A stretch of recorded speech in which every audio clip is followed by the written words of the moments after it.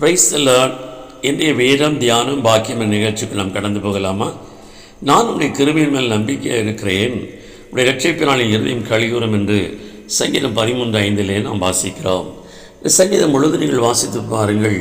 இது ஒரு விண்ணப்பமாகவும் பல நாட்கள் எடுத்த விண்ணப்பமாகவும், இந்த விண்ணப்பத்தில் பலவிதமான நெருக்கங்களோடும் சஞ்சலோடு கூட ஒரு விண்ணப்பித்த விண்ணப்பமாகவும், இறுதியிலே மரணம் தன்னை நெருங்குகிறது என்ற நிலைமையிலே ஒரு விண்ணப்பித்த விண்ணப்பமாக இருக்கிறது. இந்த சூழ்நிலைக்கும் இந்த போராட்டத்திற்கு காரணம் சவுல் தாவீதை அழித்து விட வேண்டும் என்கிற முழு நோக்கத்தோடு கூட அவனை தொடர்ந்து தேடிக்கொண்டிருந்த ஒரு சூழ்நிலை என்று நாம் அறிகிறோம்.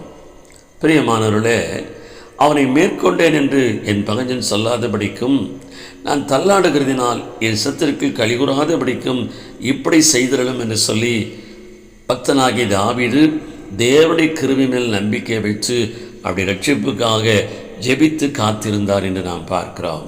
கடைசியில் சொல்லுகிறார், கர்த்தர் எனக்கு நன்மை செய்தபடியால் அவரையே நான் பாடுவேன் என்று.